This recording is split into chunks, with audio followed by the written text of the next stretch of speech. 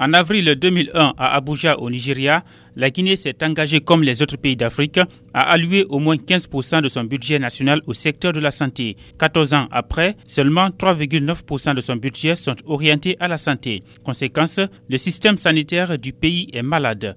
Parce que les engagements d'Abuja voulaient quand même que les maladies tropicales négligées, telles que le paludisme et tant d'autres maladies, qu'on mette cela derrière.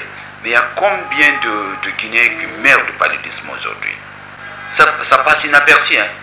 Maintenant, voilà, aujourd'hui, il y a Ebola aussi.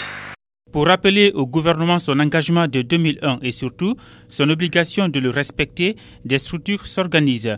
La plateforme des organisations de la société civile pour le soutien à la santé et à la vaccination compte lancer la coalition 15% pour faire le plaidoyer ou le lobbying. On va commencer par Monsieur le Premier ministre. Dire que voilà, depuis 2001, notre pays a engagé son peuple et tout ce que la Guinée a de souveraineté, que dans sous peu de temps, la Guinée aura 15% de son budget national qui est consacré à la santé de la population.